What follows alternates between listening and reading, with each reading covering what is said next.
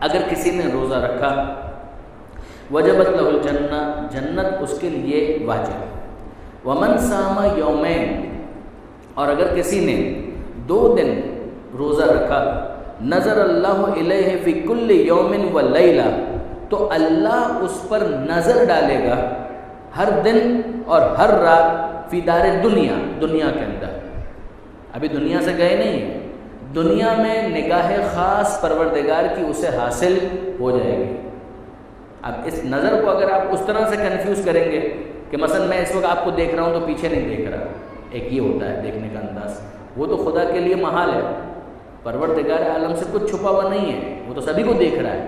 یہاں پر جو دیکھنا ہے وہ محبت کے ساتھ دیکھنا ہے، کرم کے ساتھ دیکھنا ہے، رحمت کے ساتھ دیکھنا ہے، کہ ایک نظر انداز کر دینے والا دیکھنا ہوتا ہے، کہ جہاں پر ناراضگی کے ساتھ اگرچہ کوئی دیکھ بھی رہا ہوتا ہے مگر نظر انداز کرتا ہے، اگنور کرتا ہے۔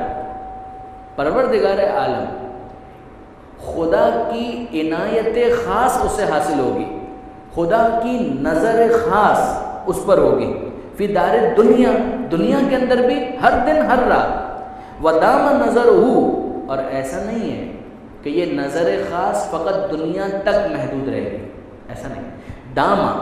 داما یعنی کنٹینیو رہے گی۔ نظر ہو، خدا کی نگاہ خاص، نظر خاص الیہ، اس بندے پر جس نے 2 روزے رکھے، فی الجنہ، جنت میں بھی۔ چلیے یہاں تک تو پھر سمجھ میں آتا ہے۔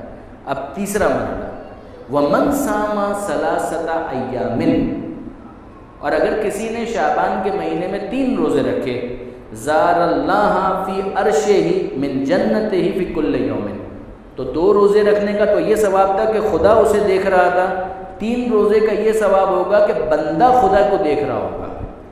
یہ بہت عجیب ہے کہ بندہ خدا کو دیکھ رہا ہوگا۔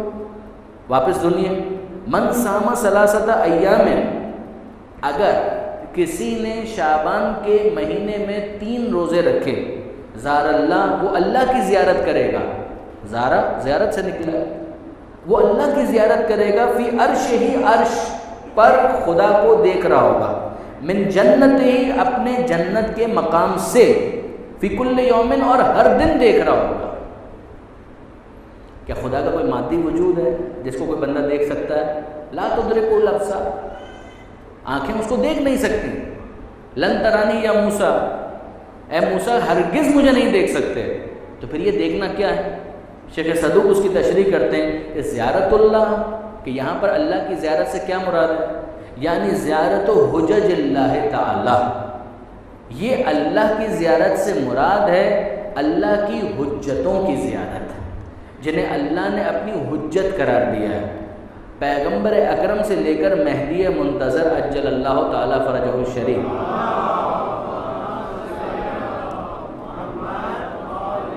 فمن زارہم فقد زار اللہ، اس لیے کہ جنہوں نے ان کو دیکھا گویا انہوں نے خدا کو دیکھا۔